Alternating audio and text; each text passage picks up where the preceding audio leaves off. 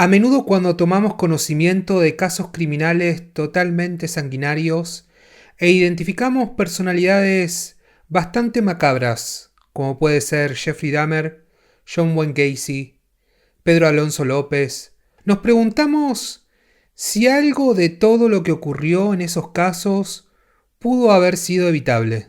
Si no fue posible identificar a tiempo que algo raro estaba sucediendo con ellos y de esa manera evitar de alguna forma el derramamiento de sangre que ocasionaron posteriormente. En definitiva, ¿es posible saber que un niño o una niña puede llegar a ser un futuro psicópata?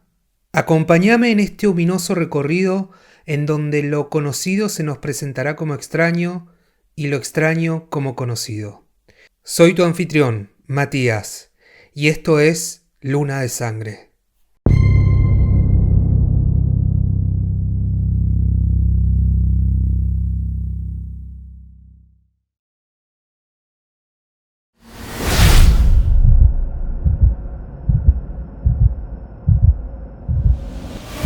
Grandes referentes de la psiquiatría clásica han intentado estudiar a los sujetos que aparentemente no logran adaptarse a la moral imperante de la época.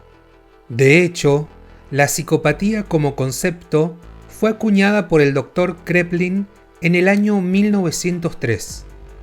Pero ya existían autores que habían identificado a este tipo de personalidades, solo que diferían en algunas características, y por supuesto, el nombre que le daban.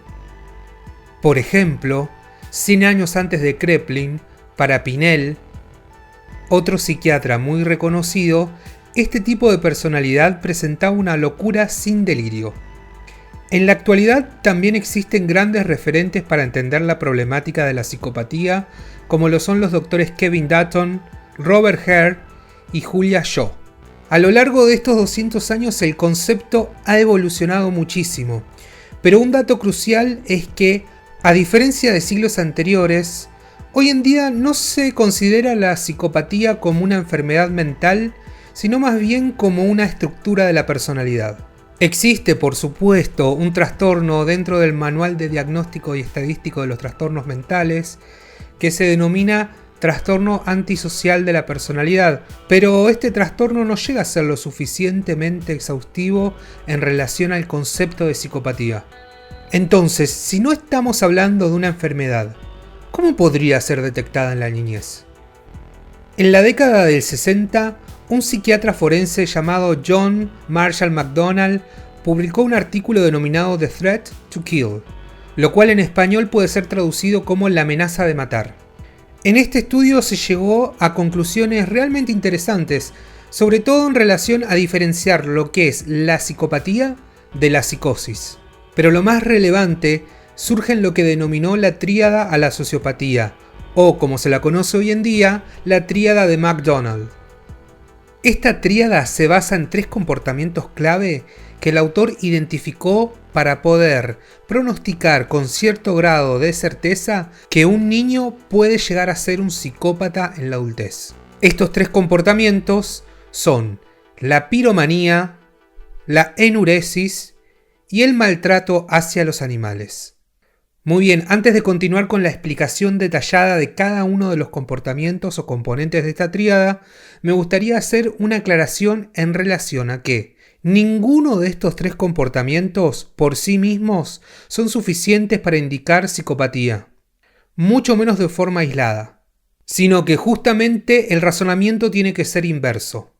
Es decir, que se ha demostrado según este estudio que los psicópatas asesinos suelen tener en común estos 3 rasgos en la niñez. Habiendo aclarado esto, sigamos con el detalle de las 3 características. El primer comportamiento que vamos a analizar es el que se denomina piromanía, el cual forma parte de un grupo de trastornos que se denominan trastornos de control de los impulsos. ¿Y por qué? Porque se tratan básicamente de que la persona no puede evitar tener determinados comportamientos o conductas. Por ejemplo, dentro de este grupo se encuentra la gente que no puede evitar robar, es decir, cleptómanos, que no pueden evitar jugar compulsivamente, es decir, ludópatas, que no pueden evitar comerse las uñas, es decir, onicófagos, y también los acumuladores, entre otros.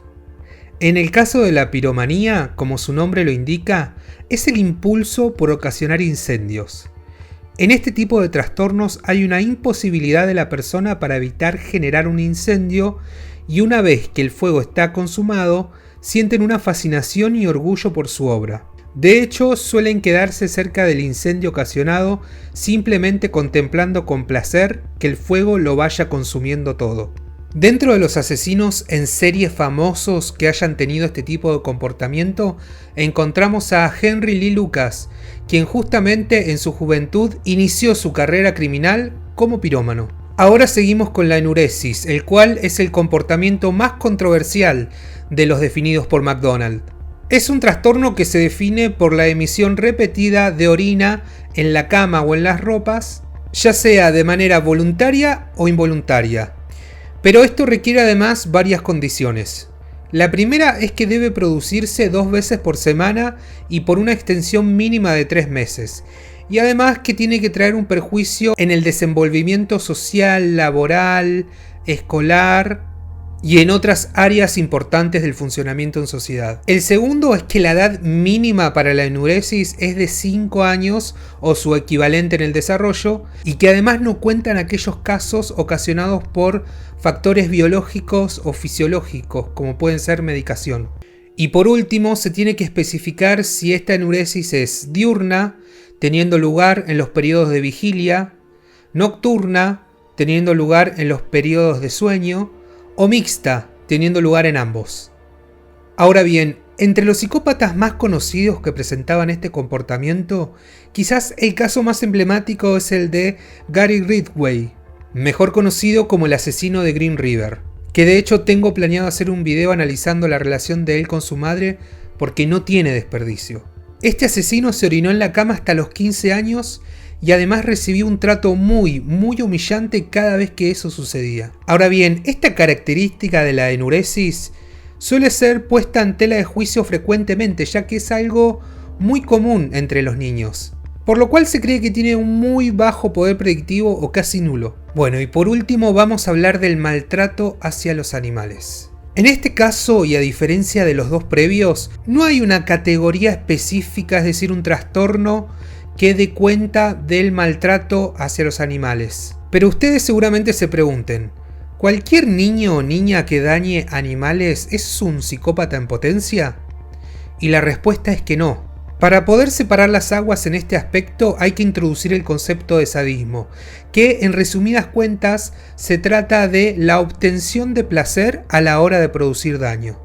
Es decir, daño para tener un placer. Es así entonces que el maltrato hacia los animales, para ser considerado psicopático, tiene que venir acompañado con una cuota de sadismo. Para ponerlo en un ejemplo, si un nene pequeño quiere alzar a un gatito para llevárselo a su madre y cuando lo levanta lo lastima porque le agarra muy fuerte las patitas, eso no es un comportamiento psicopático, porque el niño no tenía el objetivo de hacer sufrir al animal. Dentro de psicópatas conocidos que sí han tenido este comportamiento de dañar animales para obtener placer, quizás el más emblemático es Jeffrey Dahmer, quien a la edad de 10 años ya estaba cazando animales pequeños para torturarlos.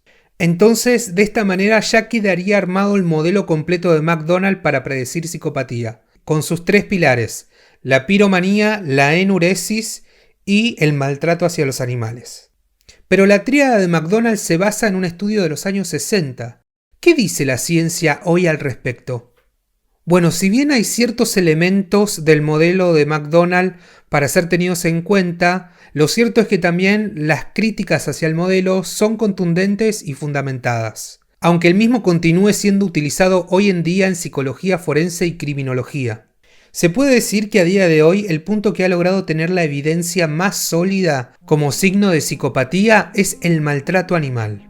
Un estudio realizado por las investigadoras Stuperich y Stack, perdón si estoy pronunciándolo mal, son apellidos alemanes, trata de encontrar un vínculo entre psicópatas que cometen crímenes violentos y el maltrato animal. Para ello, tomaron su muestra de una población de internos del Hospital Forense de Alemania, y los separaron por internos que cometieron crímenes violentos y los que no.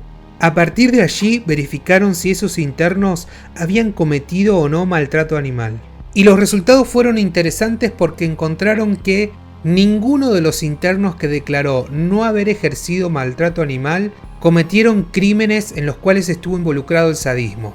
Pero cuando se analiza a los internos que sí tenían antecedentes de maltrato animal, se encontró que el 60% de ellos había cometido crímenes violentos y sádicos. Esto lo podemos ver en detalle en la siguiente tabla. Otra herramienta que utilizaron es el test psicométrico denominado PSL, y con él midieron el nivel de psicopatía de los internos involucrados en el estudio, y los resultados fueron muy interesantes, ya que los internos que tenían antecedentes de maltrato animal obtuvieron los puntajes más altos en este test. En definitiva, y para ir cerrando el tema, se han desarrollado varios modelos para tratar de comprender qué sucede en la mente de un psicópata, y si algo de todo esto es detectable en la niñez. Algunos modelos se acercaron, pero no tienen un gran poder predictivo, ya que esto depende de varios factores. Durante mucho tiempo se creyó que los niños que orinaban su cama, disfrutaban prendiendo fuego objetos y maltrataban animales por placer, tenían todos los números en el bingo de la psicopatía. Pero estudios recientes demostraron que de esas tres características la que tiene más prevalencia es la del maltrato hacia los animales. Aunque vale aclarar que siempre tiene que ser un profesional de la salud mental el que dé el diagnóstico adecuado. Y ahora te quiero leer a vos, así que en la caja de comentarios dejadme si conoces algún caso relacionado con lo que estuvimos charlando en este video. Y bueno, este video ha llegado a su fin. Si querés seguir descubriendo conmigo el lado oscuro de la mente humana, te invito a que te suscribas a este canal y actives las notificaciones haciendo clic en la campanita. Si te quedaste con ganas de ver más contenido como este, te invito a pasar por mis redes sociales. Ahí vas a encontrar más de 100 videos que seguramente te van a gustar. Me despido y hasta la próxima luna de sangre.